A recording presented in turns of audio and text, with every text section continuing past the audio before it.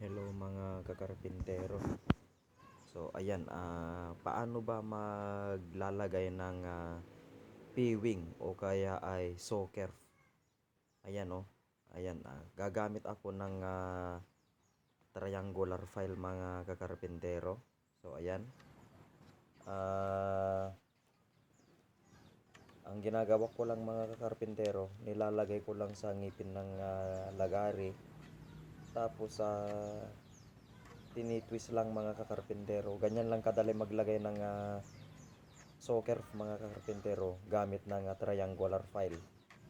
Pag tinwist yan, ayan, dalawang ngipin agad yung may iwing dyan mga kakarpintero. So mga kakarpintero, kung wala kayong soset, plier soset, pwede yan mga kakarpintero.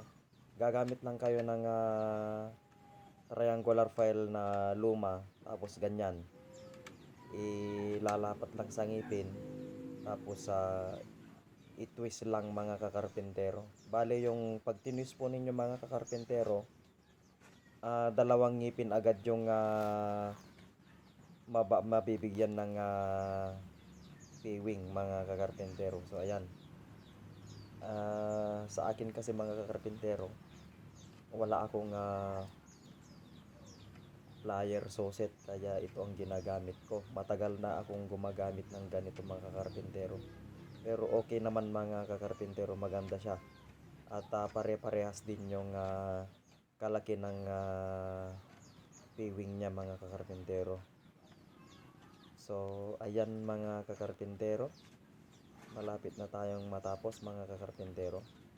Ang gagawin ninyo mga kakarpintero, bago nyo hasain, lagyan na ninyo ng piwing niya mga kakarpintero bago nyo hasain.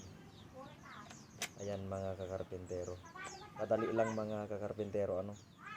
Ayan oh, meron na siyang piwing o kaya socker. Ayan mga kakarpintero.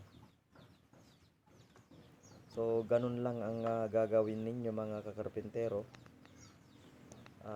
Kukuha lang kayo ng luma na triangular file, at yan ang gagamitin ninyong pang piwing mga kakarpintero. Ayan ang pinaka soset nyo mga kakarpintero. So ayan, nalagyan na natin ng piwing mga kakarpintero o kaya socker. Ayan oh, goods na mga kakarpintero. Tapos hahasain na lang yan. So ayan lang yung may share ko mga kakarpintero.